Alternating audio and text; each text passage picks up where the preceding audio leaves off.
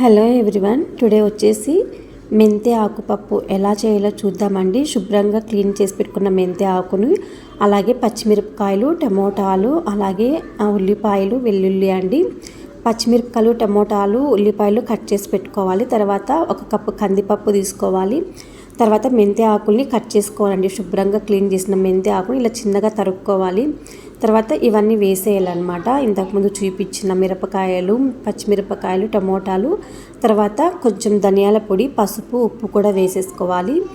వేసేసుకొని తగినన్ని నీళ్ళు పోసుకోవాలండి. నీళ్ళు పోసుకొనేసి కుక్కర్ మూత పెట్టుకోవాలి. మనకు ఒక 3 విజిల్స్ వస్తే చాలండి, ఎక్కువ ఏం అవసరం లేదు. చాలా బాగుంటుందండి ఈ పప్పు అయితే. అలాగే వచ్చేసి మనం వంకాయలు కూడా వేసుకోవచ్చు కావాలంటే, బట్ నేనైతే వంకాయలు వేయడం లేదు. ఒక 3 విజిల్స్ వచ్చిన తర్వాత మళ్ళీ మీకు ఓపెన్ చేసి చూపిస్తున్నాను.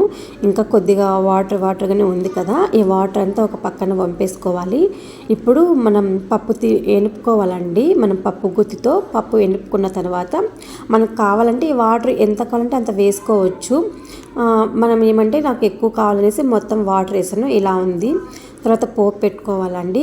ముందుగా ఆయిల్ వేసుకుని తర్వాత ఉల్లిపాయలు వేయాలి, కొత్తిమీర, అలాగే జీలకర్ర వేసాను, ఇంగు వేసాను.